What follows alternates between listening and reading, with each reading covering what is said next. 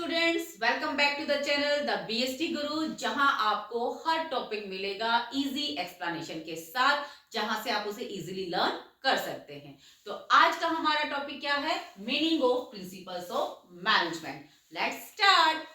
तो principle of management क्या होते हैं? Principle of management are the broad and general guidelines for decision making and behaviour. Means principle of management है वो manager को particular problem में, पर्टिकुलर सिचुएशन में डिसीजन मेकिंग में हेल्प करते हैं। They don't provide readymade solution. ये कोई एक सॉल्यूशन प्रोवाइड या स्ट्रेट जैकेट सॉल्यूशन प्रोवाइड नहीं करते हैं कि ऐसी प्रॉब्लम है तो इसका ये सॉल्यूशन होगा। No, they just give the guidelines जिनको फॉलो करके मैनेजर्स वेरियस प्रॉब्लम को सोल्व कर पाते हैं। Clear? Now management principles are different from principles of pure science. Means pure science के जो प्रिंसिपल हैं और मैनेजमेंट के जो प्रिंसिपल हैं वो सेम नहीं है। रीजन भी, प्योर साइंस के प्रिंसिपल क्या है? रिजिड इन नेचर है, जिनमें हम चेंजेस नहीं कर सकते, जो throughout the world same pattern पे ही फॉलो होते हैं। जबकि मैनेजमेंट के प्रिंसिपल है, मैनेजमेंट के प्रिंसिपल क्या है? बिहेवियरल इन नेचर है, जो ह्यूमन बीइंग्स के बिहेवियर को ऑब्जर्व करके बनाया गया है। और ह्यूमन बीइंग्स का बिहेवियर हम 100% प्रेडिक्ट नहीं कर सकते हैं, इसलिए उनमें हमारा चेंजेस पॉसिबल है। तो मैनेजमेंट प्रिंसिपल क्या है? फ्लेक्सिबल इन नेचर है, ये उतने रिजिड नहीं है जितने हमारे प्योर साइंस के प्रिंसिपल हैं। Clear? And management principles are also different from the values. Values क्या होती है? जो एक ह्यूमन बिहेवियर को स्टैंडर्ड डिसाइड करती हैं कि कैसा बिहेवियर होना चाहिए, वो राइट है या रॉन्ग है। जबकि मैनेजमेंट प्रिंसिपल हमारा स्टैंडर्ड नहीं बताते, ये जस्ट बिहेवियर को ऑब्जर्व करते हैं और उसके अकॉर्डिंग हमें जस्ट गाइडलाइंस देते हैं कि पर्टिकुलर प्रॉब्लम को सॉल्यूशन करने के लिए हम कैसे इन गाइडलाइंस की हेल्प ले सकते हैं। मीन्स ये जस्ट हमें गाइडलाइंस बताते हैं, जबकि वैल्यूज क्या है? स्टैंडर्ड फॉर बिहेवियर है। क्लियर? नेक्स्ट है management principle are also different from the techniques. Techniques क्या बताती है? हमें पर्टिकुलर मेथड बताती हैं, वेरियस स्टेप्स बताती हैं, प्रोसीजर बताती है, एक पर्टिकुलर काम करने का क्या तरीका होगा, क्या मेथड होगा। और जबकि मैनेजमेंट प्रिंसिपल क्या है? These are the just guidelines जो हम फॉलो करेंगे उस पर्टिकुलर टेक्निक को फॉलो करते हुए कि हमें काम कैसे करना है। ये जस्ट गाइड करेगी और ये टेक्निक्स हमें प्रॉपर मेथड बताते हैं, प्रोसीजर बताते हैं। Clear? Now features of principles of management की मैनेजमेंट प्रिंसिपल ऑफ मैनेजमेंट की कौन कौन सी फीचर्स हैं?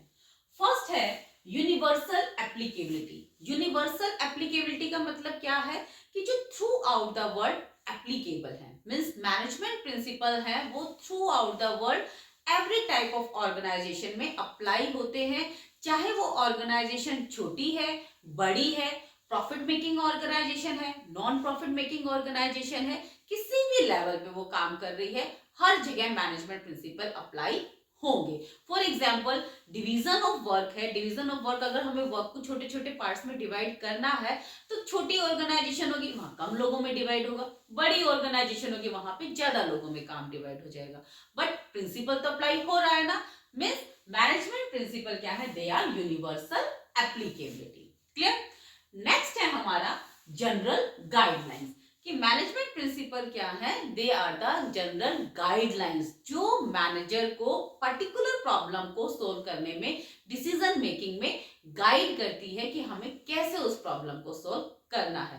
They don't provide readymade solution. वो एग्जैक्टली नहीं बताते हैं कि यही आपको अप्लाई करना है। No, it is as per the situation कि वो आप किस तरीके से उस डिसीजन को लोगे, ये जस्ट आपको गाइड करते हैं। For example division of work है, उसमें हमें काम को डिवाइड करना है, यस, बट आपके ऊपर डिपेंड करता है कि आप कितने लोगों में काम को डिवाइड कर रहे हो।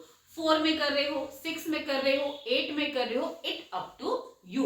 मीन्स उन्होंने जनरल गाइड कर दिया है, if there is a lots of work just divide in the people, ताकि वो इजीली हो सके। क्लियर? बिल्कुल भी स्ट्रेट जैकेट उन्होंने सॉल्यूशन नहीं दिया कि काम को आप 10 लोगों में ही डिवाइड करो या काम को आप 8 लोगों में डिवाइड करो। No, as per the situation जैसा काम है उसको आप वैसे डिवाइड कर सकते हैं। नाउ नेक्स्ट है formed by practice and experimentation. Yes, management principle है, मैनेजमेंट प्रिंसिपल भी रेगुलर प्रैक्टिस और कंटिन्यूस बेसिस पर एक्सपेरिमेंट करके ही फॉर्म करे हैं।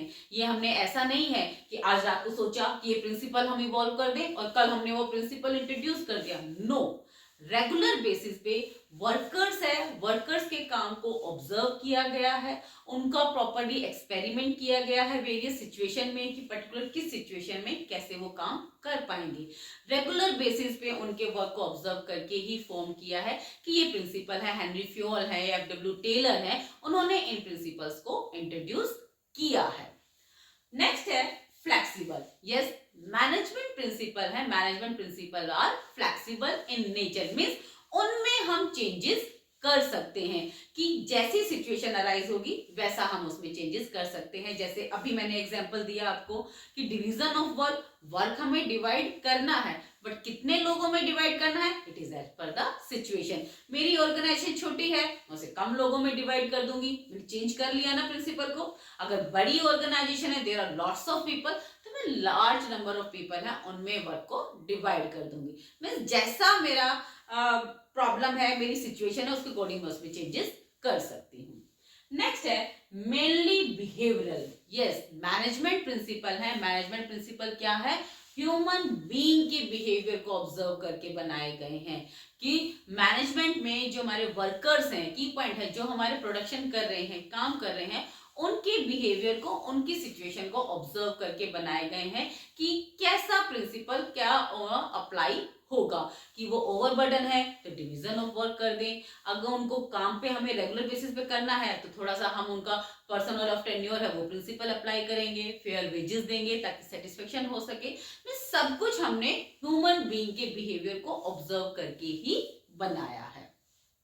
नेक्स्ट है cause and effect relationship. Yes, management principle है, मैनेजमेंट प्रिंसिपल क्या करते हैं, कॉज एंड इफेक्ट का रिलेशनशिप एस्टैब्लिश करते हैं।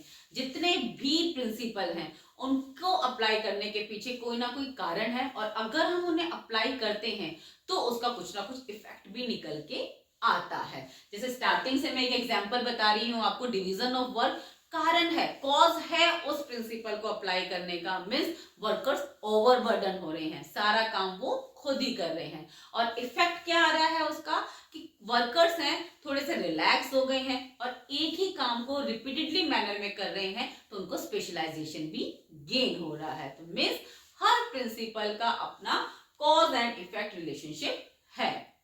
नेक्स्ट है कंटिजेंट। कंटिजेंट का मीनिंग क्या होता है, situation based. Means management principle है, मैनेजमेंट प्रिंसिपल जैसी सिचुएशन है उसी सिचुएशन के अकॉर्डिंग वो मॉडिफाई कर दिए जाते हैं और उसी सिचुएशन के अकॉर्डिंग वो अप्लाई किए जाते हैं।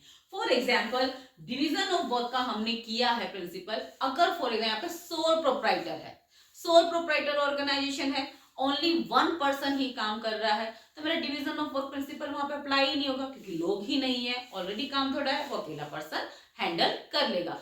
लेकिन वहीं पे अगर मेरी ऑर्गेनाइजेशन का साइज लार्ज है, लार्ज ऑर्गेनाइजेशन है, तो वहां पे हम डिवीजन ऑफ वर्क को अप्लाई करेंगे। मींस प्रिंसिपल है, इसका मतलब ये नहीं है कि वो हर एक principle each and every organisation को अप्लाई होगा, सिचुएशन बेस्ड है, जैसी सिचुएशन होगी उसी के अकॉर्डिंग हमारा वो प्रिंसिपल है वहां पे अप्लाई हो जाएगा।